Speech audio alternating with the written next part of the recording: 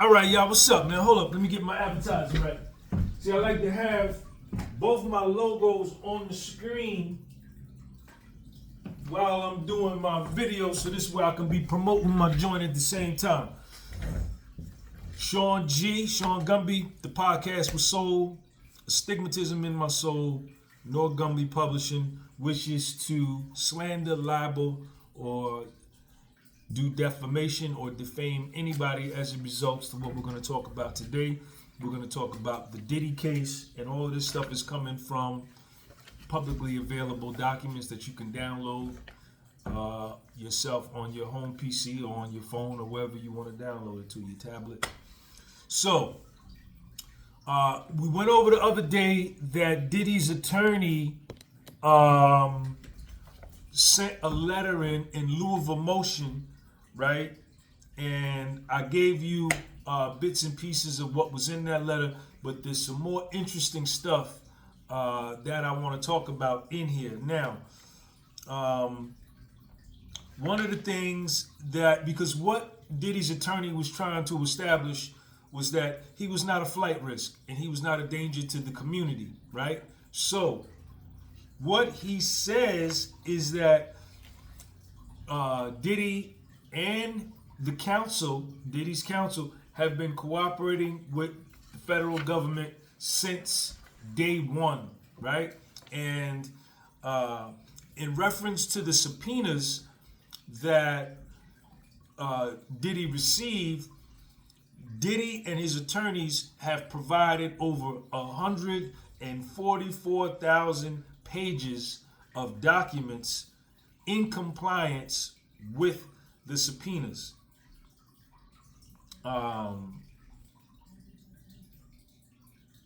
the past several months, counsel for Combs and the assistant U.S. attorneys have had regular discussions about what documents we had and what we did not have. And in regard to the documents we did not have, where the government may be able to find them. We did this for two reasons. First, there was nothing in counsel's estimation that would constitute evidence of Mr. Combs being involved in any federal crime. Second, we wanted to be appropriately helpful to the government in its investigation. To that end, the Combs entities have produced over 144,000 pages of documents to the Southern District of New York in compliance with the subpoena. Then they go into Diddy paying off his mortgage. But check this part out. This is the real interesting part, right? This is the real interesting part. I found this to be real interesting. Here they lay out the charges.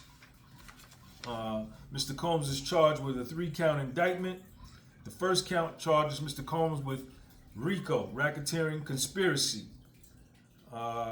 Count 1 alleges that Mr. Combs relied on the employees' resources and influence of a multifaceted business empire that he led and controlled, creating a criminal enterprise whose members and associates engaged in and attempted to engage in, among other things, trafficking, forced labor, kidnapping, arson, bribery, and obstruction of justice, and that the conspiracy lasted from at least 2008 through the filing of this indictment. Then he goes into the other kidnapping, arson, and all of that.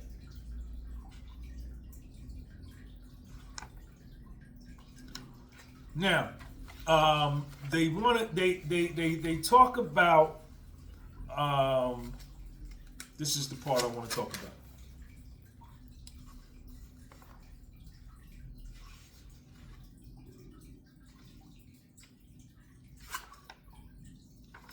They talk about the video that was seen where Diddy is seen running behind the woman, knocking her down, and then dragging her away, that they showed probably 6 months ago. Today is March 27, 2025. Now, that video happened March 5th, 2016. Okay?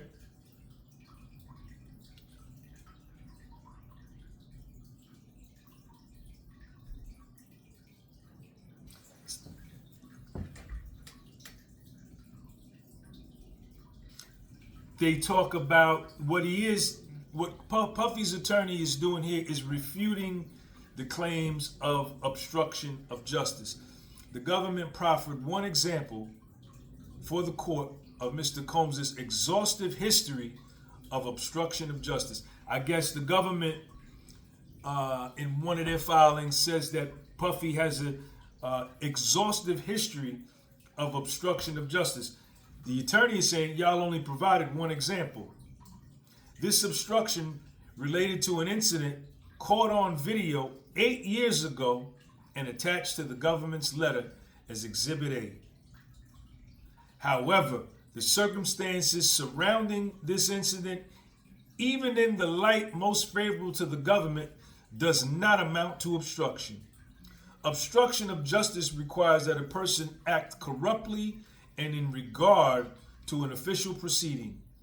Even under the facts proffered by the government, there was no official proceeding in fact or in the contemplation of Mr. Combs or anyone else.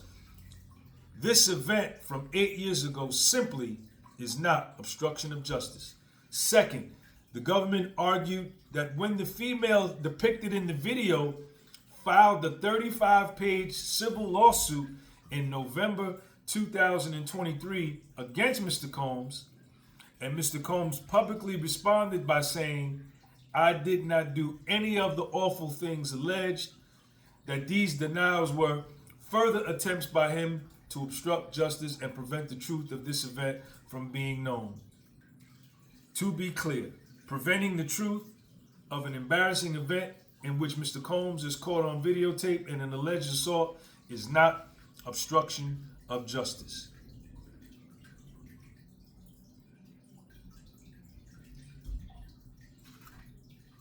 Now, check this part out.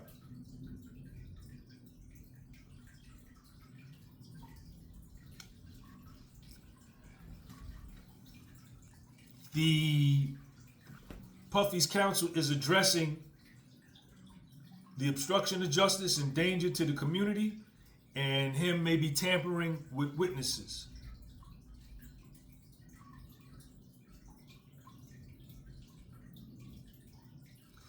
Before addressing the proposed conditions that relate to danger and obstruction, it is critical to note that every allegation in the indictment and every argument in the government's detention letter is being factually contested in detail.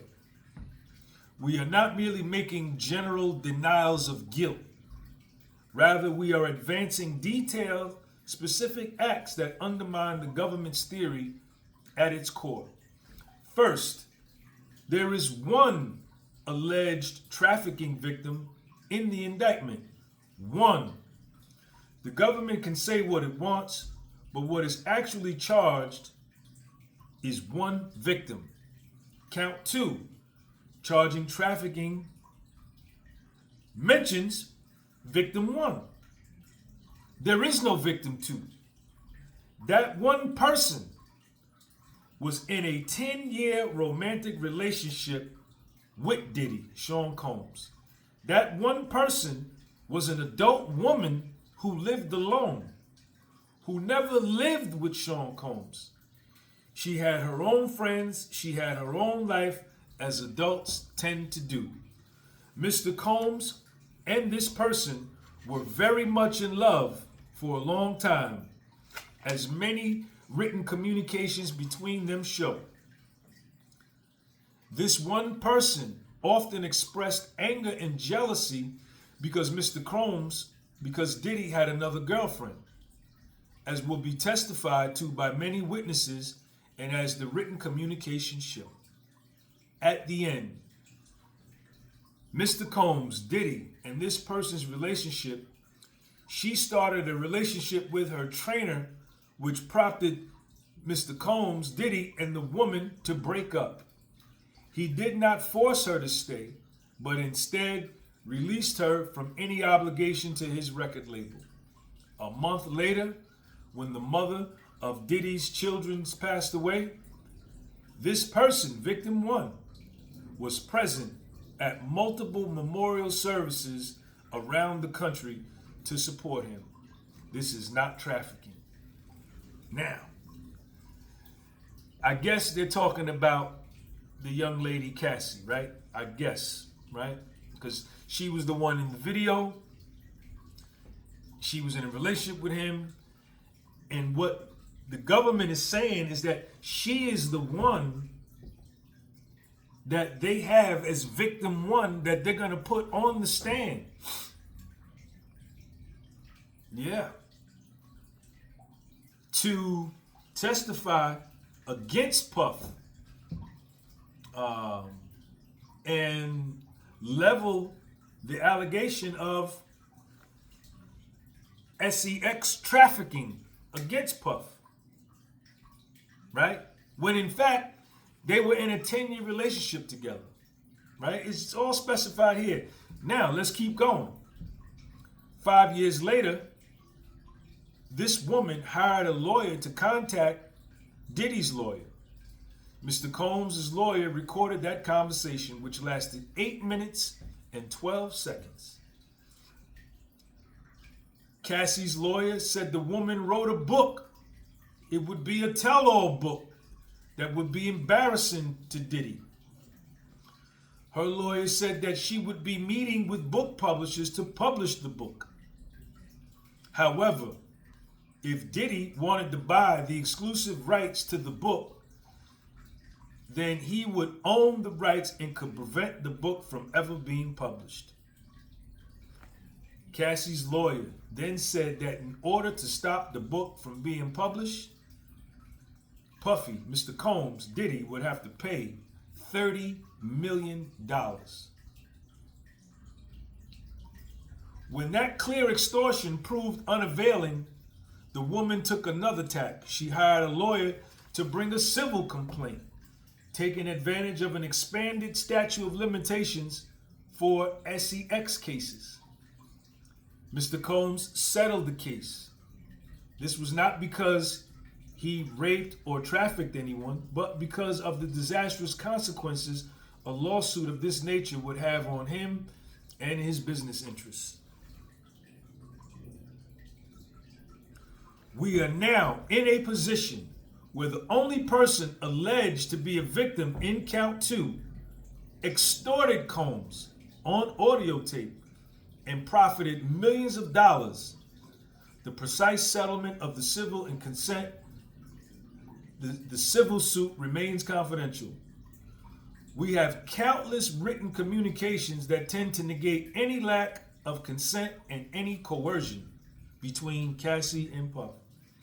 The evidence shows a long-term, loving relationship that became strained by mutual infidelity and jealousy. The evidence of this, and this alone, is overwhelming. There was no sex trafficking. There was no sex crime of any sort, and we will conclusively prove that at trial. If the presumption of innocence means anything, it means that when a proffered detail, factual defense is readily apparent, the court should reserve judgment and should wait for the facts and the trial. That all being said, we are willing to agree to significant conditions outlined that Mr. Combs is a danger, which he plainly is not. As indicated above, we are willing to restrict visitors to his home. We are willing to ensure that he not contact witnesses, and are willing to have him undergo weekly drug testing. So, one of the witnesses that the government is going to call against Puff is going to be Cassie. And they are going to probably play that videotape, and she's going to have to get on the stand and point to him and say whatever the government wants her to say to convict him.